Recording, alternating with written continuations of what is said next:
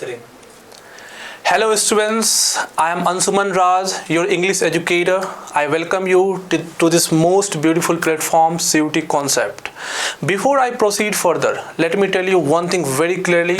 I will use both the languages, English and Hindi, for your better understanding. मैं दोनों भाषाओं का use करूँगा ताकि आप अच्छे से चीज़ों को समझ पाएँ. तो आज हम लोग यहाँ पे जमा हुए हैं, आज हम लोग यहाँ आए हैं ताकि हम कुछ चीज़ों को डिस्कस कर सके. वो क्या है मैं आपको बता देना चाहता हूँ.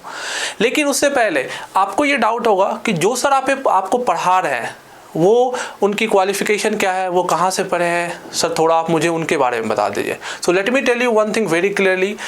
I am Ansuman. I have done my graduation from Delhi University, as you can see here, and right now I am pursuing a master's from BHU. I think this would be much enough to teach you in CUT UG batch. I am your English educator for the CUT UG batch here. मैं आपको CUT UG में पढ़ाने वाला हूँ English language, okay. और जो भी हम लोग पढ़ेंगे बहुत ही अच्छे से और बहुत ही सिंपल लैंग्वेज पढ़ेंगे. और आज के लेक्चर में बेसिकली हमारा ये फोकस रहेगा कि हम लोग ये समझे कि हमारा सिलेबस क्या है, हमारा पैटर्न क्या है, मार्किंग स्कीम्स क्या है, क्वेश्चंस कैसे आते हैं, कहाँ से प्रिपेयर करना है, कैसे पढ़ना है. हालांकि मैं आपको एक बात बता देना चाहता हूँ, we are extremely happy to inform you that we are starting our batches from September 1st. मैं उसके बारे में भी आपको इन्फॉर्मेशन दूंगा कि बैच में कैसे इनरोल करना है, बैच में कैसे जो भी कोर्सेज हैं उसके लिए कैसे मुझे कैरी ऑन करना है, सब कुछ मैं आपको बताने वाला हूँ. तो उससे पहले ये देख लीजिए कि हम लोग जो भी चीज़ पढ़ेंगे इंग्लिश लैंग्वेज में वो हमारा यूजी से रिलेटेड कोर्सेज होगा. यूजी में जो आप +2 के बाद CUT यूजी के लिए, चाहे आप ड्यू के लिए अप्लाई करते हो, चाहे BHU के लिए अप्लाई करते हो, तो उसके लिए हम लोग सिलेबस को पढ़ने वाले हैं अच्छे से. तो अब हम लोग आगे बढ़ते हैं और देखते हैं कि आखिर हमारे इस कोर्स में क्या क्या अवेलेबल है और कहाँ से हम लोग इनरोल कर सकते हैं. देखिए, तो अगर हम लोग नेक्स्ट स्लाइड में आते हैं तो हमें ये देखने के लिए मिलता है कि हमारा जो CUT कॉन्सेप्ट का चैनल है वो आपको बहुत ही बेहतरीन कोर्स प्रोवाइड कर रहा है. वो ये है, जितने भी CUT UG के कोर्सेज हैं like BA, BSc, BCom, BA LLB, BVoc, BTech, NCET, B.Ed. These are the different courses that have been provided to you through this platform CUT concept. और आपके अंदर अगर ये डाउट है कि सर मैं ये से इनरोल कैसे करूँगा, पहुँचूंगा कैसे, तो आप सिंपल क्या करिए कि आप प्ले स्टोर पे CUT कॉन्सेप्ट ऐप डाउनलोड करिए. वहाँ से आप जो भी इंफॉर्मेशन लेना चाहते हैं यू विल गेट दैट. अगर उसमें भी कोई दिक्कत है तो you can contact on this given number and you can call on this given number and get the entire information about different courses. However, right now we are going to deal with the English language course, but if you have got friends who are preparing for BA, BSc, तो you can also contact us for all these courses as well. तो इससे तो ये समझ आ गया कि अच्छा CUT concept हमें इतना सारा कोर्सेज प्रोवाइड कर रहा है. वो भी अब मैं आपको बता देना चाहता हूँ कि इसके लिए आपको कितना पेमेंट करना होगा, क्या आपका प्राइस रहेगा. तो मज़ेदार बात पता है क्या है? मज़ेदार बात ये है कि आपका कोर्स प्राइस 3,999 का है, लेकिन it will be provided to you at just 2,999. अब आपको ये डाउट हो रहा होगा कि सर ये कोर्स में प्राइस तो दे रहा हूँ, मुझे मिलेगा इसमें क्या क्या, मुझे क्या क्या लेक्चर्स में मिलेगा. तो मैं आपको ये भी बता देना चाहता हूँ, आप क्लियरली देख लीजिए. Whatever the topics are being taught to you, it will be available in live classes. Live lectures होंगे आपके, ओके. लाइव लेक्चर्स जैसा कि आप देख सकते हैं, लाइव लेक्चर्स आपको अवेलेबल रहेगा. दूसरी बात, अगर मान लीजिए आपने लाइव लेक्चर्स मिस कर दिया, sir I am busy, sir I have got a lot of work to do, I cannot attain live lectures. What is the next process to get into? So आपका next process रहेगा आपका recorded lectures. जब तक आप exam देंगे तब तक we will be helping you throughout the entire session till your examination happens. Thereafter आपको PDFs मिल जाएगा बहुत ही डेकोरेटेड और डिजाइंड वे में. You will get the PDFs of the entire classes. उसके बाद जो भी डाउट्स हैं we are going to organise a lot of doubt sessions जिसमें आपके सारे डाउट्स क्लियर किए जाएंगे. और एक बात ध्यान रखिएगा, जितने भी कोर्सेज यहाँ दिए हैं ना, सबके लिए ये रूल अप्लाई होता है, सबके लिए ये फैसिलिटी आपको प्रोवाइड किया जाएगा. सो बिल्कुल भी किसी भी प्रॉब्लम के किसी भी सॉल्यूशन से आप टीचर्स के साथ डिस्कस करके उसे सॉर्ट आउट कर सकते हो. उसके बाद हम लोग जैसे ही, चूंकि जब पढ़ना इंपॉर्टेंट है तो पढ़ने के साथ साथ इवैल्यूएशन भी इंपॉर्टेंट है. We need to evaluate ourselves, we need to check on ourselves कि हम लोग कितना जान रहे हैं. तो we have got test series here. Thereafter कभी कभी क्या होता है कि पढ़ते पढ़ते हम लोग थोड़ा सा मूड ऑफ हो जाता है, बैकलॉग्स आ जाता है, स्ट्रैटेजी में प्रॉब्लम्स आ जाता है, तो हमें करना क्या होता है, we need to take guidance and we are happy to share कि हम लोग एक प्रॉपर गाइडेंस भी आपको प्रोवाइड करेंगे। और ये जो गाइडेंस होगा आपका थ्रू आउट द एग्जामिनेशन आपका प्रोवाइड होगा, जब तक आपका एग्जाम हो नहीं जाता है तब तक आपको हेल्प किया जाएगा हमारे जितने भी फैकल्टी मेंबर्स हैं उनके द्वारा। तो आई होप आपको समझ आ गया होगा कि जो कोर्स हम लोग प्रोवाइड करने जा रहे हैं, चाहे वो लैंग्वेज कोर्सेज हो या डिफरेंट जो भी यहाँ पे कोर्सेज आप देख पा रहे हो वो कोर्सेज हो, तो इसमें आपको क्या क्या मिलेगा, live lectures, recorded lectures, notes, guidance, test series, mock test. So these things will be provided to you at just 2999। तो आपसे एक सिंपल सा रिक्वेस्ट है, अगर आप हमसे जुड़ना चाहते हैं, हमारे फैकल्टी मेंबर से जुड़ना चाहते हैं, you just have to get to the play store and download the app CUT Concept। From there you will get the entire information about everything, or you can just contact on the given number 9651222407। I hope you have understood this slide। अब हम लोग move on करेंगे क्योंकि हमारा मकसद यहाँ पे अभी इंग्लिश लैंग्वेज को समझने का है, इंग्लिश लैंग्वेज के सिलेबस को समझने का है, उसके पैटर्न को समझने का है। तो we are going to move forward. अब देखिए NTA ने जो सिलेबस रिलीज किया है, हमारा जो इंग्लिश लैंग्वेज का जो सिलेबस है वो यही है हमारा। अब इसमें आपको बहुत सारे लैंग्वेजेस दिख रहे होंगे। So let me tell you one thing, we know that we have got 22 languages registered in our constitution. Okay, so इसमें जितने भी लैंग्वेजेस दिए हैं उसमें से हम सब जानते हैं कि generally we go for English language, right. Many of the students go for English language. So we have got English language here, right. So इसमें जितने भी लैंग्वेजेस हैं इसमें से आज हम लोग इंग्लिश लैंग्वेज के बारे में डिस्कस करेंगे कि सर यूजी में इंग्लिश लैंग्वेज में क्या सिलेबस रहेगा, हमारा क्या पैटर्न रहेगा, कैसे हम लोग आगे बढ़ने वाले हैं, पढ़ने वाले हैं। सो आप आराम से, आपसे एक रिक्वेस्ट है, आप कॉपी कलम निकाल लीजिए क्योंकि हम लोग पढ़ाई कर रहे हैं। We are not watching a movie, we are studying. So please take out your book, basically notebook, and get ready with your paper. देखिए इंग्लिश में अब NTA ने क्या किया है, क्लियर कट सिलेबस दिया। हालांकि ये क्लियर कट नहीं है, हमें डिटेल में इसे डिस्कस करना होगा, बट उसने क्या किया, पॉइंटर्स बना दिया कि देखो भाई ये सिलेबस का आपका टॉपिक रहने वाला है। तो अगर आप ध्यान से देखेंगे तो इसमें क्या दिया हुआ है, इसमें ये दिया हुआ है कि आपके कुछ सेक्शंस बने हुए हैं कि questions from the language section will be from the following topics but are not limited to.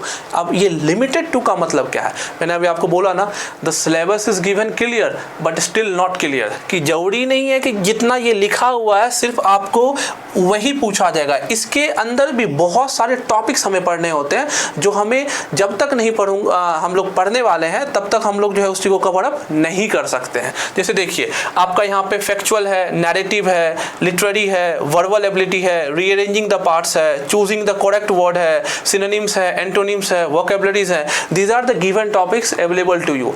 लेकिन अब आपके अंदर एक डाउट आएगा कि सर ये सब जो लिखा हुआ है ये सब मुझे सेपरेटली पार्ट बाय पार्ट मुझे आप समझा दो। मैं आपको बिल्कुल समझाऊंगा, इस चीज़ को लेकर आप बिल्कुल भी चिंता न करें। अब देखिए यहाँ पे आपका क्या लिखा हुआ है, कॉम्प्रिहेंशन पार्ट है।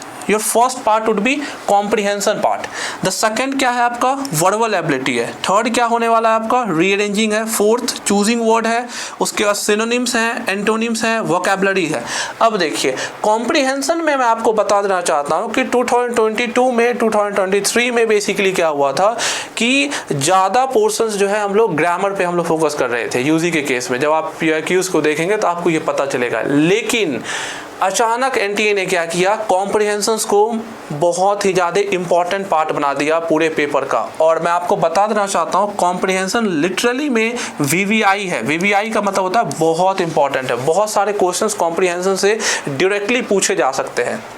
ओके, अब आपका सवाल रहेगा कि कॉम्प्रिहेंशन में भी what sort of types have been asked, कितने तरह के टाइप्स पूछे जाएंगे। Let me tell you, factual पहला पूछा जाएगा आपको। तो पहला आपका जो पैसेज रहेगा वो आपका फैक्चुअल रह सकता है। ओके, अब आपके अंदर डाउट आएगा कि सर ये फैक्चुअल क्या होता है, मुझे थोड़ा सा समझा दो। तो अब देखिए ये एक वर्ड है फैक्चुअल। फैक्चुअल का मतलब क्या होता है, फैक्ट बेस्ड। फैक्चुअल का मतलब क्या होता है, फैक्ट्स बेस्ड। तो जो भी आपका पैसेज रहेगा उसमें क्या दिए रहेंगे, उसमें क्या गिवन रहेगा, there will be facts. Facts available रहेंगे वहां पे। उसी को हम लोग कह सकते हैं फैक्चुअल पैसेज। जो भी पैसेज रहेगा, what ever the topic will be given, it will be given in facts. अब देखिए सेकंड जो हमारा सेगमेंट है वो है नैरेटिव का। सेकंड सेगमेंट क्या है? नैरेटिव। अब आपके अंदर डाउट आएगा कि सर मुझे ये बता दो नैरेटिव पैसेज क्या होता है। ये तो मैंने कभी सुना ही नहीं है। मैंने क्लास 10th में, क्लास 12th में फैक्चुअल पढ़ा है, डिस्कर्सिव पढ़ा है, लेकिन नैरेटिव तो नहीं पढ़ा है सर। तो मैं आपको बता देना चाहता हूँ, नैरेटिव मतलब होता है स्टोरी बेस्ड पैसेज। अब आप बोलोगे सर ये क्या है, मुझे ये थोड़ा सा और समझा दो। स्टोरी बेस्ड मतलब क्या? आपने बच्चे में देखा होगा, जब आप स्कूल्स में होगे, एलिमेंट्री लेवल के एजुकेशन गेन कर रहे होगे, तो you have seen in your text books like there are stories given over there, stories दिए हुए हैं। तो आपको क्या करेगा, उसमें से कोई एक स्टोरी दे देगा। अब स्टोरी से रिलेटेड कुछ क्वेश्चंस वो पूछ लेगा। इसी को कहते हैं आपको नैरेटिव बेस्ड पैसेज। इसमें आपको एक स्टोरी टेलिंग पे क्वेश्चंस दिए रहेंगे which you have to attempt. Okay, अब देखिए थर्ड आपका पॉइंट क्या आता है? लिटरेरी। अब बोलोगे सर ये तो बिल्कुल नहीं सुना है मैंने, it is totally alien to me. अब एलियन क्या होता है? एलियन बेसिकली मतलब होता है स्ट्रेंज। ये बिल्कुल मेरे लिए सर स्ट्रेंज है, मैंने सुना नहीं है। मैं आपको बता देना चाहता हूँ, बहुत आसान है, बहुत ही ज़्यादा आसान है। अच्छा एक बात आप मुझे बताओ, आपने लिटरेरी नहीं सुना है, क्या आपने लिटरेचर सुना है? यस सर, मैंने बिल्कुल सुना है लिटरेचर वर्ड। तो यही है ये बच्चे, यही है स्टूडेंट्स, इसमें बिल्कुल कंफ्यूज होने की बात नहीं है।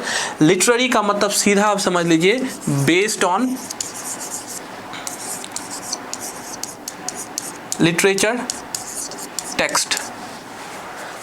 लिट का मतलब वहाँ हुआ लिटरेचर टेक्स्ट। तो यहाँ पे क्या समझ आता है कि लिटरेरी पैसेज का मतलब होता है कि the passage is given on literature text. अब मान लीजिए कोई ऑथर है, उन्होंने कुछ वर्क लिखा है, अब उनके वर्क से, उनके बुक से वो कुछ टेक्स्ट पिक करके आपको दे दिया जाएगा और बोलेगा कि इससे रिलेटेड आप मुझे क्वेश्चन आंसर्स बना के दो, इससे रिलेटेड आप MCQs बना के दो।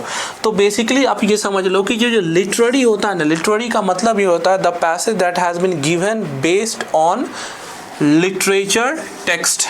It can be given from different books, it can be given from different authors. It's basically an extract from a text. Extract, you understand? A sort of passage, a sort of paragraph. Okay? तो ये हो गया हमारा literary passage। लेकिन मैं आपको एक मज़ेदार बात बताता हूँ। अभी क्या हुआ है, थोड़ा सा पैटर्न में शिफ्ट हुआ है। अभी जैसा कि आप देख सकते हैं कि हमें कभी कभी, जस्ट वेट अ सेकेंड, कभी कभी हम लोग देख सकते हैं कि पोइट्री बेस्ड क्वेश्चंस भी आ रहे हैं, पोइट्री बेस्ड पैसेजेस भी आ रहे हैं, पोइट्री बेस्ड पैसेज भी आ रहा है। ओके, पोइट्री बेस्ड हमारा क्या आ रहा है? पैसेज भी आ रहा है, ये हमें देखने के लिए मिल रहा है। तो अब जब ये पोइट्री बेस्ड पैसेज आ रहा है तो हम क्या समझ सकते हैं? हम इसे यही समझेंगे ना कि किस तरह से जो है पोइट्री जब दिया रहेगा तो हम लोग कैसे पोइट्री को डील करेंगे। अब पोइट्री दिया हुआ है, उससे रिलेटेड कुछ क्वेश्चंस दिए हुए हैं। अब पोइट्री समझना तो डिफिकल्ट है, but don't worry, I will help you out throughout the class in order to make you understand the simplest way of poetry. मैं आपको बहुत कोशिश करूँगा कि आपको पोइट्री सॉल्व करने में बिल्कुल भी परेशानी नहीं हो, क्योंकि मैं खुद एक पोइट भी हूँ luckily, and I have got 4 books published world wide. You can search me author Anshuman Raj, you will find there. So it will be easier for me to make you understand how poetry works. Okay, तो हम समझ सकते हैं कि poetry based passages भी हमें पूछे जा सकते हैं। तो आई होप आपको ये समझ आ गया होगा कि जो भी हमारा कॉम्प्रिहेंशन से क्वेश्चंस पूछा जाएगा उसमें सेक्शंस कितने होने वाले हैं। तो we are going to have 4 sections here.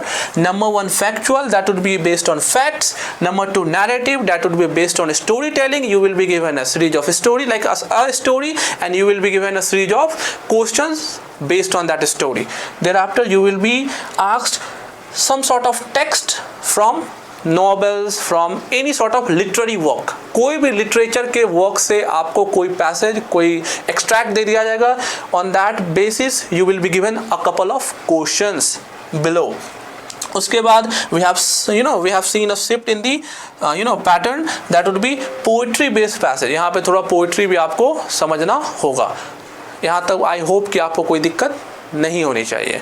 तो हम लोगों ने ये समझ लिया भाई कि रीडिंग कॉम्प्रिहेंशन कैसे डील करने वाला है. ओके और मैंने आपको ये बता भी दिया, it's very important because in the NTA exam we are constantly seeing that there would be changes in the shift of the questions. So हमें ध्यान रखना है कि हमें कोई भी चीज़ को लीव नहीं करना. We just have to get through the entire content fully. पूरी तरह से हमें सारे contents को कवर अप करना होगा. ये पॉइंट समझ आ जाता है. आप इसे नोट डाउन कर सकते हैं. मैं कुछ सेकंड्स के लिए पॉज ले लूँगा और आप इसको प्लीज़ अगर आप नोट डाउन करना चाहें तो आप नोट डाउन कर भी सकते हैं. ये है फैक्चुअल, ये है नैरेटिव, ये है लिटरेरी, ये है poetry based. Okay, I hope आपको ये समझ आ गया होगा कि कॉम्प्रिहेंशंस कैसे पूछे जाएंगे. राइट, अब मैं इसको थोड़ा सा इरेज कर देता हूँ इफ़ यू अलाउ मी. चलिए अब हम लोग नेक्स्ट सेक्शन की तरफ बढ़ेंगे और मैं आपको बता देता हूँ, इतना ज़्यादा परेशान बिल्कुल नहीं होना है कि सर इतने टाइप्स के सिर्फ कॉम्प्रिहेंशंस पूछे जाएंगे, मैं कैसे सॉल्व करूँगा. मैं नहीं, हम सॉल्व करेंगे. Don't worry, we will be giving you everything that is possible. जो भी हो सकता है, we teachers are here to help you out. तो हम लोग मिल के इस तीनों सेक्शंस और पोइट्री जो आप कह सकते हैं इसको डील करने वाले हैं in the most simplest and strategic way. क्योंकि एग्ज़ाम्स निकालने का मतलब होता है बाबू, जितना ज़्यादा आप सिलेबस को पढ़ते हो उससे ज़्यादा आपको क्वेश्चंस लगाने होते हैं, उससे ज़्यादा आपको रिवीजन करना होता है. क्योंकि हम लोग इंग्लिश लैंग्वेज से डील कर रहे हैं तो we have to take care of everything. अब आइए, अब आते हैं हम लोग वर्बल एबिलिटी पे. चलिए, वर्बल एबिलिटी. एक बात बता दूं मैं आपको कि ये टॉपिक आपको दिखने में थोड़ा सा सिंपल लग सकता है, लेकिन ये टॉपिक इतना सिंपल है नहीं. It is a very huge portion, it is a very vast portion. इसमें बहुत ह्यूज सिलेबस है. ह्यूज सिलेबस क्या है, मुझे सर आप थोड़ा समझा दो, आप कहना क्या चाहते हो. मैं आपसे ये कहना चाहता हूँ बच्चों कि इसका जो सिलेबस है वो डिवाइडेड है. ये एक कंप्लीट सेगमेंट है पूरा. क्या है मैं आपको बता दूँ. जनरली ये पूरा जो है ग्रामर है. Generally it's a complete course of grammar. अब ग्रामर में भी मुझे बताओ सर कि what sort of topics are specifically asked. किस प्रकार के टॉपिक्स हमें स्पेसिफिकली पूछे जा सकते हैं. Please let me know sir, मुझे अच्छे से बताओ. अब देखिए, आपको पता होगा कि सबसे पहले हमारा पार्ट्स ऑफ स्पीच है. POS में लिख रहा हूँ, मतलब पार्ट्स ऑफ स्पीच. ओके, जिसमें नाउन आ जाता है, प्रोनाउन आ जाता है, वर्ब्स आ जाता है, एडजेक्टिव्स आ जाता है, कंजंक्शन आ जाता है, प्रपोजिशन आ जाता है, इंटरजेक्शन आ जाता है. तो हम लोग पार्ट्स ऑफ स्पीच देखते हैं. ओके, उसके बाद इसमें हम लोग देखते हैं TOS भी आप कह सकते हो. मतलब क्या, types of sentences. We know that we have got 5 types of sentences: assertive, imperative, optative, exclamatory, interrogative. So we have got a number of sentences. तो यहाँ पे sentences आ जाते हैं. उसके बाद आपको FOS आ जाता है. आप सोच रहे होगे कि sir you are using the short forms of everything. Like मैं आपको समझा दे रहा हूँ बाबू, ताकि आप अच्छे से समझ पाओ इसको. देखो, ये हो गया आपका figure of speech. Figures of speech. Sir आपने ये क्या बोल दिया बाबू. फिगर स्पीच आपने पढ़ा होगा 10th और 12th में, वही पूछा जा सकता है. अब आपके अंदर ये डाउट होगा कि सर फिगर ऑफ स्पीच कैसे पूछेगा. तो अभी मैंने आपको एक बात बताया था ना, पोइट्री. तो पोइट्री में हो सकता है जो नीचे MCQs दिए हैं वहाँ पे आपको पूछ दे एलिट्रेशन, वहाँ पूछ दे हाइपरबोली, वहाँ पूछ दे पर्सनिफिकेशन, या हो सकता है एक सेपरेट क्वेश्चन दे दे फिगर ऑफ स्पीच पे.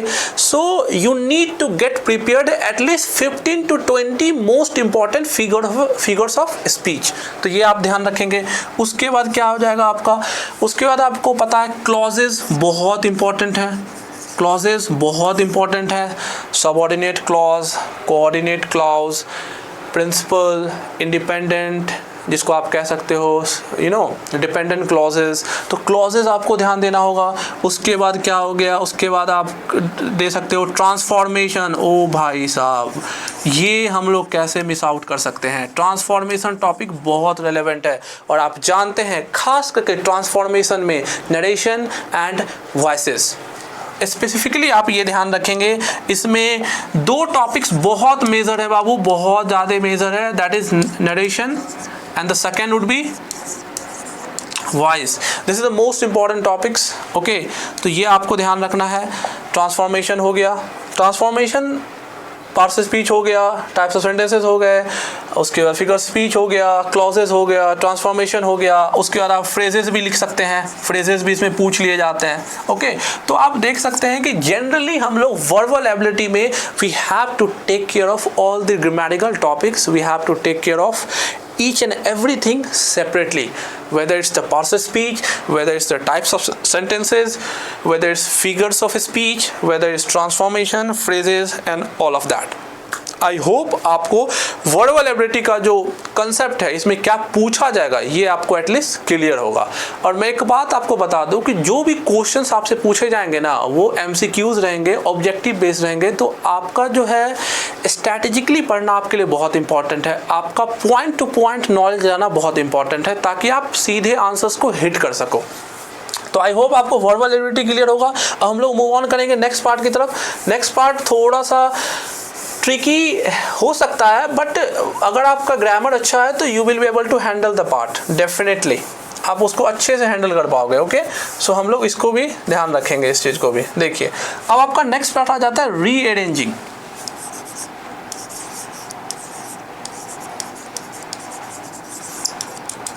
रीअरेंजिंग, अब बोलोगे सर ये तो मैंने सुना है। हाँ बच्चों, हम लोगों ने ये बहुत अच्छे से पढ़ा है एट स्कूल्स, अपने अपने स्कूल्स में। रीअरेंजिंग क्या है?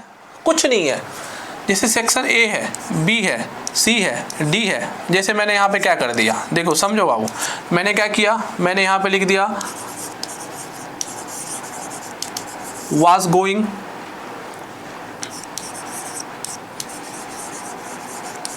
the market,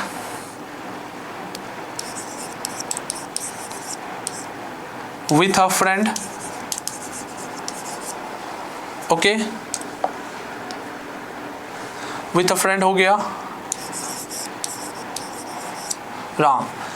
So we have got a couple of options here and we have to arrange them, we have to rearrange them। एक बात आप बताओ, क्या ये एक सेंटेंस है? No sir. क्या ये अरेंज्ड है? No sir. इसलिए तो यहाँ पे लिखा हुआ है sir rearrange। So we have got the fragmented sentences and we have to form a complete and meaningful sentence from the given fragmented sentences, or you can say words। अब देखो, यहाँ पे आपको ऑप्शंस दे देंगे, तो आप बताओ इसको सेंटेंस कैसे बनाओगे आप। राम वॉज, ये भी लिख सकते हो, राम वॉज गोइंग, यहाँ पे टू आ गया तो Ram was going to the market with a friend। so we have formed, अगर आप यहाँ पे ऑप्शंस आ जाए आपको रोमन में डी सी बी ए, ये ऑप्शन आ गया। दूसरा ऑप्शन आ जाए मान लो बी सी डी ए, और तीसरा ऑप्शन आ जाए मान लो डी आ गया, ए आ गया, बी आ गया, सी आ गया। तो आपको समझ आ रहा है कि सर ये मेरा ऑप्शन सही है, क्योंकि D Ram was going to the market with a friend, तो डी ए बी सी, तो ये ऑप्शन आप मार दोगे। इसी कहते हैं बाबू rearranging the given words to form a meaningful and complete sentence. I hope you have understood it. So I've got to erase it and we are moving forward to let you know the other parts of the syllabus. Okay, now the next point is choosing the correct word. Correct word. अब बोलोगे sir ये correct word क्या है, मुझे ये अच्छे से समझा दो आप। अच्छा एक बात बताइए, क्या आपने कभी फिल इन द ब्लैंक्स बनाया है? यस सर मैंने बनाया है। बस इसी को दिमाग में रख लो। जनरली जब भी ये कहता है कि चूज करेक्ट वर्ड्स, तो basically you will be given some of the questions based on fill in the blanks, fillers कहते हैं उसे। तो फिलर्स बेस्ड क्वेश्चंस आ सकते हैं, फिलर्स आ सकते हैं आपको। अब फिलर्स में क्या आ सकता है, मॉडल वर्ब्स पे क्वेश्चंस आ सकते हैं, टेंसेस पे क्वेश्चंस आ सकते हैं आपको, उसके बाद क्या कहते हैं आपको प्रीपोजिशंस बेस्ड क्वेश्चंस आ सकते हैं आपको, वर्ड मीनिंग्स बेस्ड क्वेश्चंस आ सकते हैं आपको। तो फिलर्स बेस्ड आपको क्वेश्चंस पूछे जाएंगे और उसमें क्या रहेगा आपका ऑब्जेक्टिव्स में आपको कुछ ऑप्शंस दिए रहेंगे and you just have to choose the pick up the right word for that. तो फिलर्स आ सकते हैं आपको। दूसरा एमसीक्यूज, ऑब्वियस ही बात है एमसीक्यूज पूछे जाएंगे इसमें आपको, इसमें डिफरेंट ग्रामर टॉपिक से आपको क्वेश्चंस पूछे जा सकते हैं। तीसरा आपको कभी कभी क्या करता है ये लोग जो है मैच द फॉलोइंग भी दे देते हैं, मैच द फॉलोइंग भी प्रोवाइड कर देते हैं ये लोग। ओके, मैच द फॉलोइंग भी पूछ लेते हैं ये लोग कि ये मैच करके दिखाओ, ईडियम्स एंड फ्रेजेस है, इसके मीनिंग्स को मैच करके दिखाओ। अब इसके लिए जो मान लीजिए कोई आपको एक सेंटेंस दे देगा, उसको बोलेगा इसके लिए एक करेक्ट वर्ड ढूंढो। जस्ट फॉर एग्जांपल मैं आपको बताता हूँ, अगर मान लीजिए आपको ये सवाल दे दिया जाए, just for example, if it rains you need to go out with dash, an umbrella पहला ऑप्शन, a bicycle,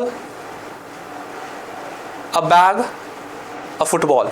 तो जनरल सा बात है, कॉमन सेंस का एक सेंटेंस को मीनिंगफुल फॉर्म यही दे रहा है कि हम लोग को जब भी बारिश हो तो हम लोग के साथ एक अम्ब्रेला होना चाहिए। तो आपने क्या कर दिया, राइट वर्ड चूज कर दिया। तो इसी तरह से आपको एमसीक्यूज बेस्ड आएंगे। इसमें एक इंपॉर्टेंट एस्पेक्ट आ जाता है जो कि आपको ध्यान रखना है, वो है एनालॉजी।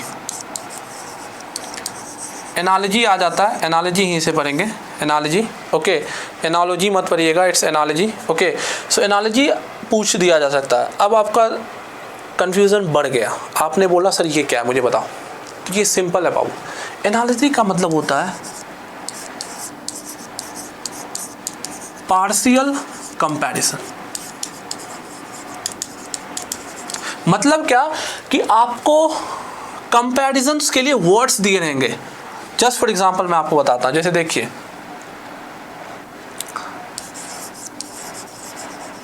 रूम, रूफ, फ्लावर, अब यहां पे डैश दे देगा। अब देखिए रूम के साथ कंपेरेबल है रूफ, परफेक्टली फाइन सर। अब यहां पे फ्लावर के साथ क्या सुटेबल हो सकता है, क्या कंपेरेबल हो सकता है, पेटल्स। तो आपको ऑप्शंस में दिए रहेंगे, मान लीजिए पेटल्स दिया होगा, वुड्स दिया होगा, चेयर दिया होगा, डिफरेंट ऑप्शंस दिए रहेंगे। तो आपको तुरंत उसमें से राइट वर्ड पिक कर लेना है, पेटल्स। तो ये भी आपको करेक्ट वर्ड्स और pick up the right word के सेक्शन पे इस प्रकार के क्वेश्चंस भी आपको एनालॉजी बेस्ड क्वेश्चंस भी पूछे जा सकते हैं। तो we have seen very clearly that in section of choosing the right word, choosing the correct word, we have got a number of patterns in which we will be asked the questions. It would be fillers, it would be MCQs, it would be the match the followings, it would be analogies. Okay, so I hope you have understood this sections as well. आपने ये section को भी अच्छे से समझ लिया होगा।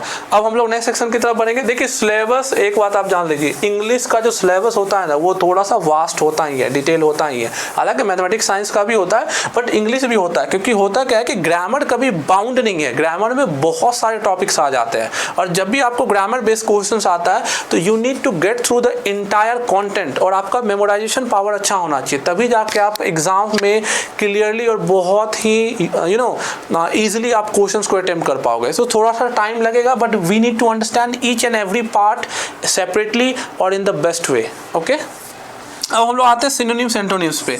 ये वोकैब में आ गया, आपका वर्ड स्टॉक्स में आ गया। तो सिनोनिम्स एंटोनिम्स आप जानते ही हैं, सिनोनिम्स एंटोनिम्स क्या होता है।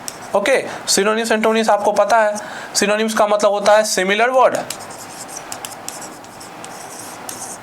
सिमिलर वर्ड्स हो गया सिनोनिम्स का मतलब। और एंटोनिम्स का मतलब आपको पता है, एंटो का मतलब क्या होता है, अपोजिट,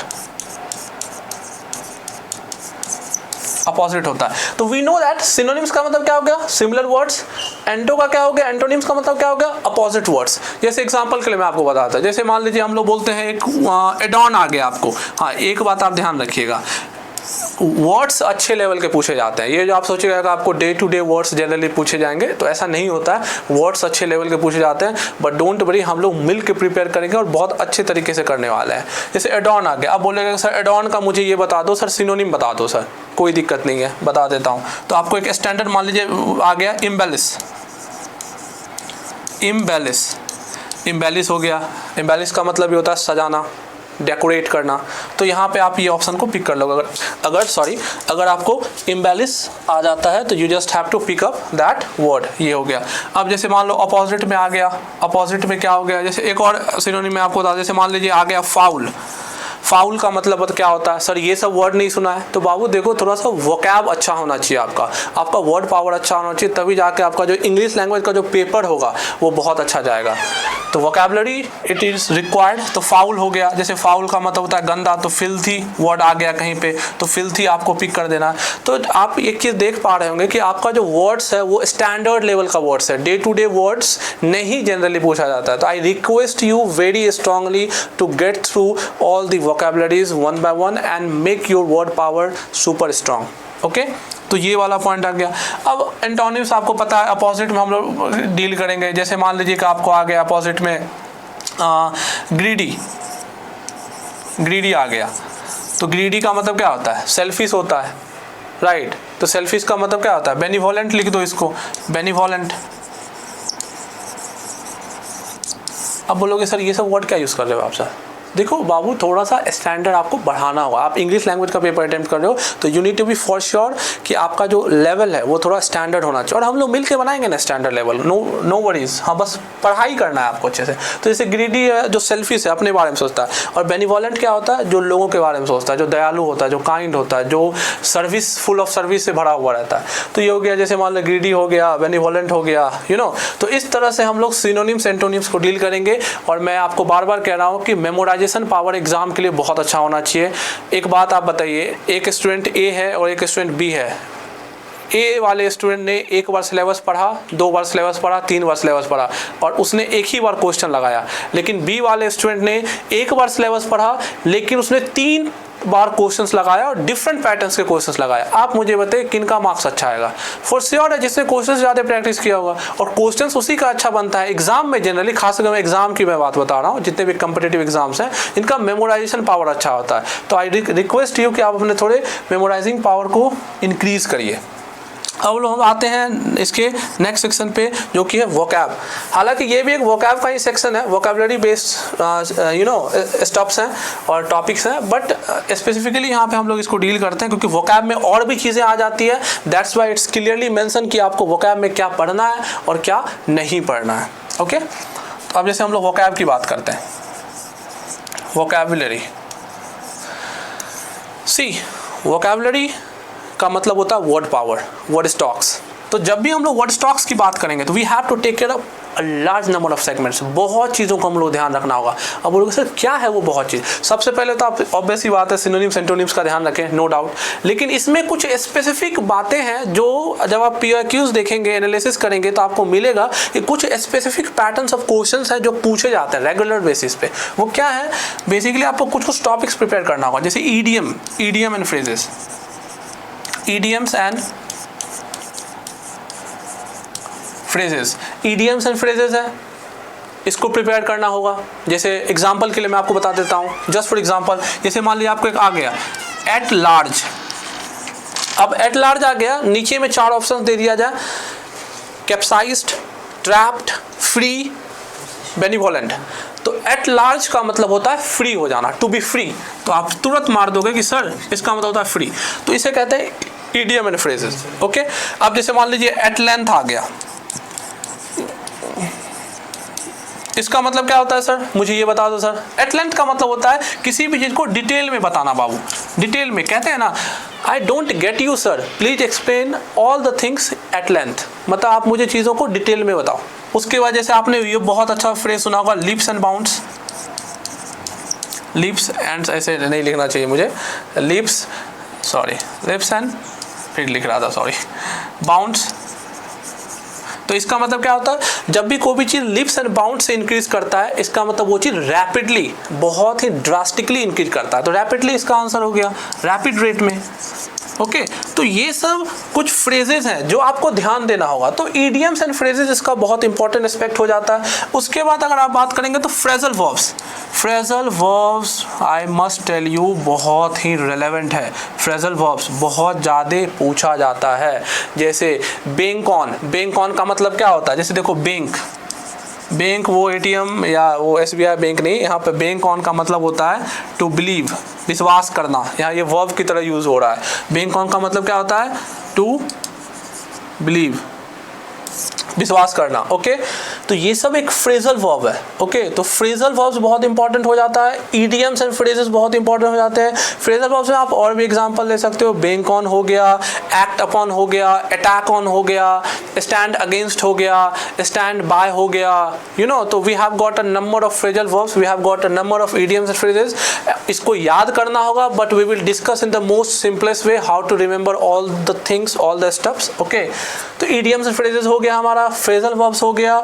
उसके बाद हम लोग क्या ध्यान रखेंगे, वोकैबुलरी में बाबू कभी कभी ये भी पूछा जाता है, मैं आपको बता देता हूँ।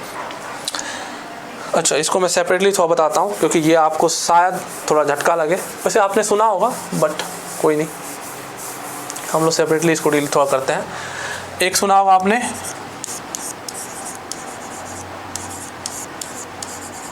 होमोफोन्स, होमोफोन्स समझना होगा आपको। होमोफोन्स क्या होता है, होमो का मतलब होता है सेम, फोन्स का मतलब होता है साउंड। तो बेसिकली सिंपल है, जिसका साउंड सेम हो लेकिन उसका मीनिंग और स्पेलिंग डिफरेंट हो सकता है, ओके, तो उसको होमोफोन्स कहते हैं। ये हम लोग डिटेल में पढ़ेंगे। उसके बाद आपको आ जाता है होमोनिम, भी कभी कभी हम लोग देखते हैं पूछा जाता है, होमोनिम्स पूछा जाता है। निम्स का मतलब होता है नेम, निम्स का मतलब आप जान लीजिए, इसका मतलब होता है नेम, और होमो का मतलब अगेन सेम। तो इसमें क्या होता है, इसमें भी यही होता है कि आपका स्पेलिंग भी सेम रहेगा, प्रोनाउंसिएशन भी सेम रहेगा, लेकिन मीनिंग थोड़ा सा डिफरेंट होता है। जैसे एग्जांपल के लिए मैं आपको बता दूं कि जैसे मैं बोलता हूँ बैट, तो बैट का स्पेलिंग भी सेम है, प्रोनाउंसिएशन भी सेम है, लेकिन बैट के दो मीनिंग निकलते हैं ना, एक तो बल्ला जिसे हम लोग खेलते हैं क्रिकेट विकेट, और एक बैट का मतलब क्या होता है चमगादड़। तो वी हैव सीन कि कैसे होमोनिम्स वर्क कर रहा है। उसके बाद कभी कभी पूछा जाता है आपको ये भी, होमोग्राफ भी पूछ लेते हैं ये लोग, होमोग्राफ, होमोग्राफ भी ध्यान रखेंगे आप। होमोग्राफ क्लियर सा बात होता है, बेसिकली इसमें आपका जो है स्पेलिंग सेम होता है, लेकिन जनरली इसका साउंड और मीनिंग जो है वो डिफरेंट चला जाता है, ओके। इसका साउंड और मीनिंग जो है कभी कभी वेरी कर जाता है। तो होमोग्राफ हो गया आपका, होमोनिम्स हो गया, होमोफोन्स हो गया। अब क्या वोकैब में बच गया, let me check it out. हाँ, एक और चीज़ कभी कभी पूछ लेते हैं ये लोग, पता है, वो है फॉरेन वर्ड्स। ये थोड़ा सिर दर्द है, इसमें याद करने वाला बहुत चीज़ हो जाता है थोड़ा सा। फॉरेन वर्ड्स आपको याद करना होगा। अब बताओगे सर फॉरेन वर्ड्स क्या होता है, अब मुझे बताओ फॉरेन का मतलब क्या होता है, जो चीज़ बिलोंग नहीं करता हो, जो चीज़ हमारे यू नो कॉन्टैक्ट में, हमारे बिलोंगिंग में लाए नहीं करता हो, जो चीज़ हमारे लिए क्या हो, स्ट्रेंज हो, एलियन हो, जो चीज़ हमें नहीं पता, उसे कहते हैं हम लोग foreign words, that is not known to us, okay.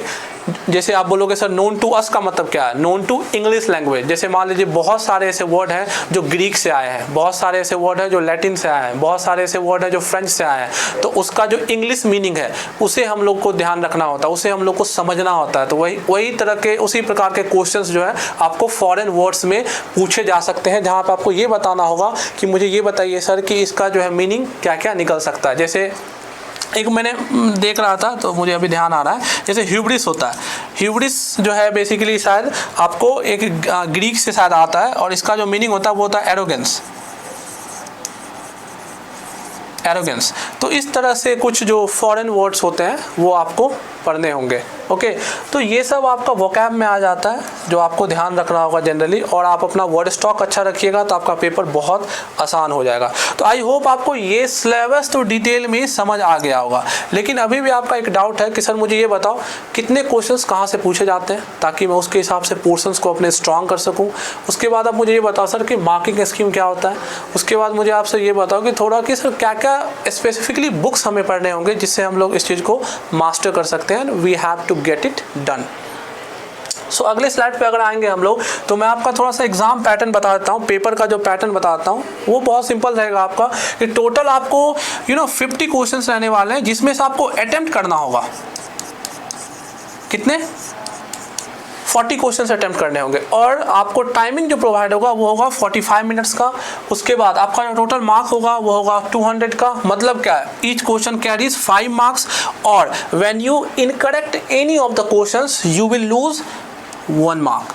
अगर आप एक क्वेश्चन गलत कर देते हैं तो आपको 1 मार्क्स आपके डिडक्ट कर लिए जाएंगे, काट लिए जाएंगे। लेकिन अगर आपका सही होता है तो you will gate 5 marks for each questions. तो अब आप देख लो 40 के हिसाब से कितने हो गए, 200 हो गए। तो इस तरह से हम लोग समझ सकते हैं कि हम लोग अगर 40 क्वेश्चन सही अटेम्प्ट करते हैं तो you will get the full mark, that is 200। तो ये आपका पेपर पैटर्न का मार्किंग स्कीम रहने वाला है, जो भी पेपर इंग्लिश लैंग्वेज में पूछा जाएगा। अब हम लोग देखते हैं आगे स्लाइड में क्या है हमारे।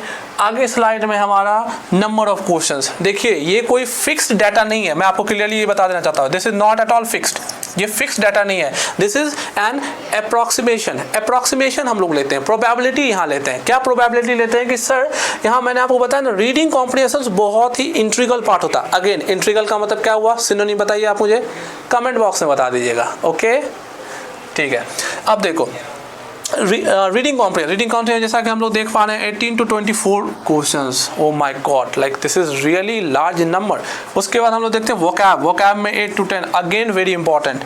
Grammar 3 to 5, choosing the correct word अगर आप देखेंगे इसमें 6 to 8 क्वेश्चंस हैं। रीअरेंजिंग में 3 to 5। हालांकि ये डाटा फिक्स नहीं है, बट हम लोग एक अप्रॉक्सीमेशन निकाल रहे हैं कि कैसे हम लोगों को अप्रोच करना है पेपर को, कितने क्वेश्चंस कहाँ से आने वाले हैं।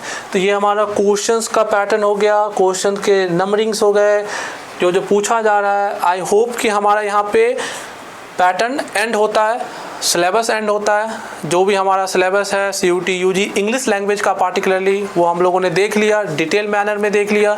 उसके बाद जो नंबर ऑफ क्वेश्चंस पूछे जा सकते हैं उसका हम लोगों ने एक अप्रॉक्सीमेट डाटा देख लिया। देयर आफ्टर कुछ बातें और हैं जो मैं आपको थोड़ा सा शेयर कर दूं, वो ये है कि कुछ बुक्स आप फॉलो अप कर सकते हैं हमारे लेक्चर्स के अलावा। ऑब्वियसली हम लोग बहुत अच्छे से पढ़ेंगे और बहुत मेहनत से पढ़ेंगे, लेकिन कुछ बुक्स अगर आपके पास रहेगा तो it will be much helpful to you. जैसे आप रेनन मार्टिन की किताब आती है, बहुत अच्छी किताब होती है, उसमें आप कॉम्पिटिटिव एग्जाम्स के लिए रेनन मार्टिन आप फॉलो अप कर सकते हैं। उसके वोकैब के लिए ब्लैक बुक ऑफ वोकैबलरी एक आती है, I don't remember the exact name, but like मुझे लग रहा है यही होना चाहिए, ब्लैक बुक ऑफ वोकैबलरी है, वो आप फॉलो अप कर सकते हैं। उसके बाद कॉम्प्रिहेंशंस के लिए कोई आप बुक फॉलो कर सकते हैं, लेकिन हाँ एक बात ध्यान रखिएगा कि अरिहंत पब्लिकेशन का बुक हो तो ज़्यादा बेटर है, क्योंकि उसमें जो क्वेश्चन होते हैं वो अक्सर कॉम्पिटिटिव पॉइंट ऑफ व्यू से डिज़ाइन किए गए होते हैं। तो अरिहंत को आप फॉलो कर दीजिए। बाकी हमारा लेक्चर तो है ही, हम लोग बहुत अच्छे से पढ़ेंगे।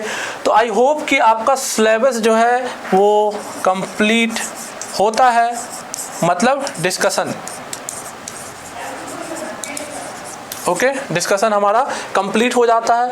और कुछ है हम लोग देख लेते हैं अगर कुछ स्लाइड में बाकी। अच्छा, ये हमारा है कि कैसे आप डाउनलोड कर सकते हैं और हमारे कोर्सेज को कैसे ज्वाइन कर सकते हैं। तो मैंने आपको बहुत बार बहुत सिंपल तरीके से बताया, you just have to get on to the Play Store, you just have to search out the name of that particular app, that is none other than our beautiful channel, that is CUT Concept।